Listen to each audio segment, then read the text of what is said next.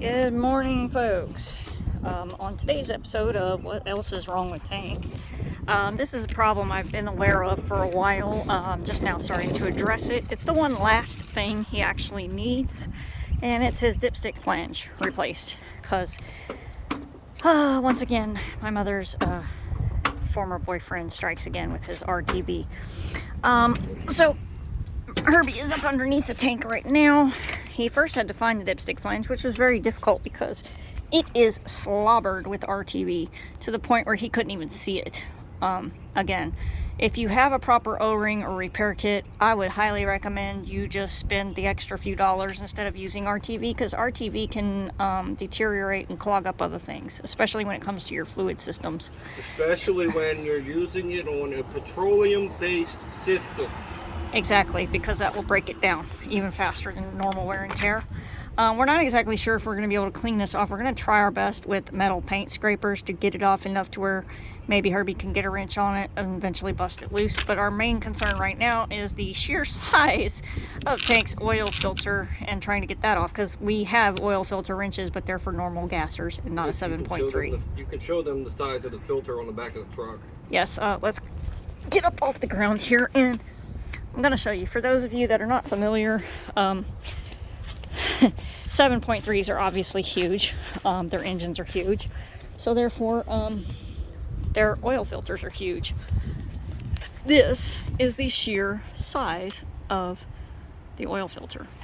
And for comparison, I can't even fit my whole hand around it. So we realized, after we'd already drained the oil out of Tank, that we don't have a wrench big enough to maybe get around a grip enough on him to bust it loose, because the previous people that I took Tank to do his oil change last time, because I think Herbie was working and was unavailable to do it, used that same wrench to torque it down, which apparently they're not supposed to, but that's what they did to cheat it. So with the, you see the oil draining still. I punched a hole in the filter to drain. He also punched a hole in the filter to try to use a leverage type thing to... Oh no, I punched a hole first to drain it, so that way it makes a little bit less of a mess.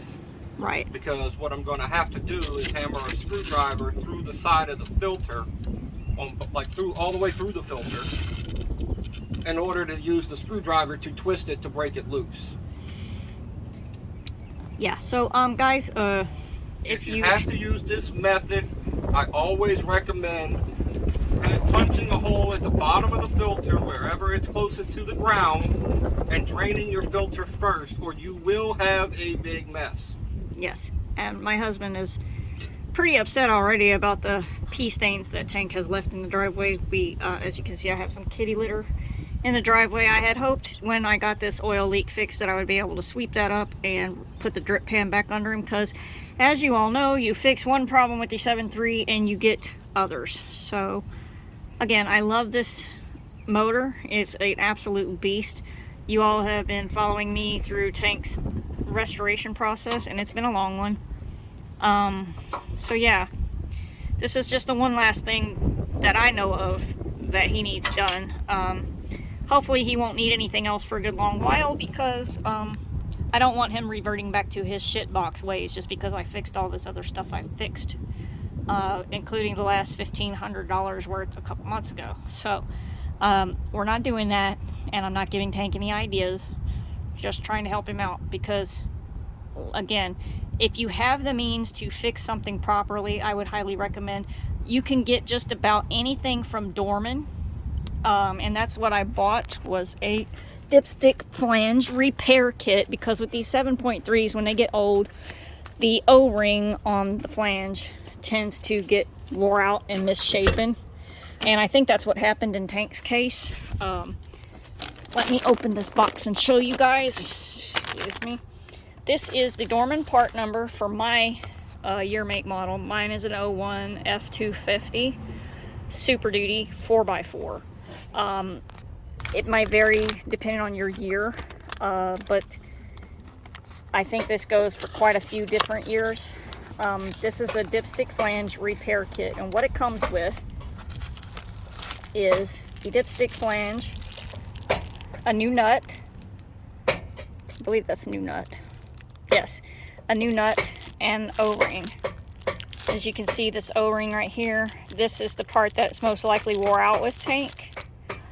So we're just going to replace the whole thing. I knew about the RTV being used as per previous conversations with my mom's former, now late boyfriend.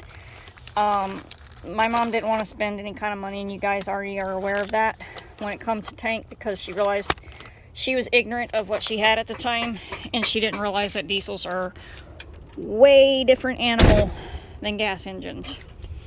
So hopefully, if we are able to first bust loose the oil filter, get that off, if worst comes to worst and we don't get the flange replaced today, we can at least do the oil change, hopefully.